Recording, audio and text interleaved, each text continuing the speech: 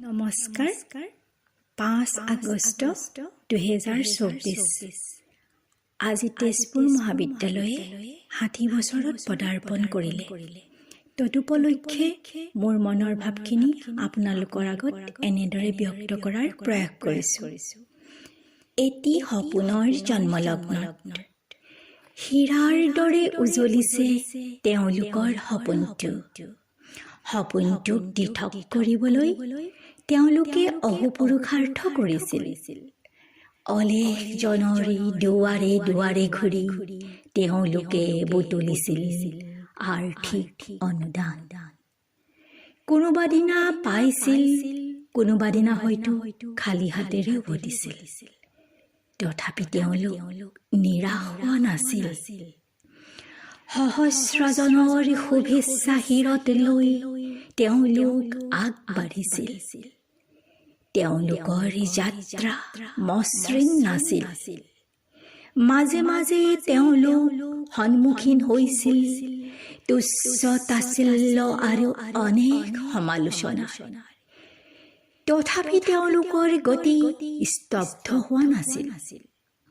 তেওঁলোক আগবাঢ়িছিল হিমালয়ৰ দৰে ধীৰ স্থিৰ আৰু অটল হৈ। মহাবাহুৱে হাত উজান দিছিল তেওঁলোকৰ যাত্ৰাত। ধন্য হৈছিল নাহৰ আৰু বকুলৰ দল। অলেখজন জ্ঞান পিপাসুৰ সান্নিধ্যত মুখৰ হৈ উঠিছিল কৰ্মযোগীসকলৰ সপোনৰ চোতালখন। আজি সপোনটোৱে 60 বছৰত পদাৰ্পণ কৰিলে। পোৱা নোপোৱাৰ জমা খৰচত নোপোৱাৰ ঘৰ তেনেই নগণ্য। প্ৰাপ্তি আৰু সাফল্যত মূৰি থিয় কৰি সদম্ভে ৰৈছে সপোনটোৱে। বতাহত নিনাদিত হৈছে সপোনটোৰ গৌৰৱ গাঁথা। দুহাত প্ৰসাৰিত কৰি সকলোৱে একত্ৰে চামিল হৈছে সপোনটোৰ জন্মদিনত।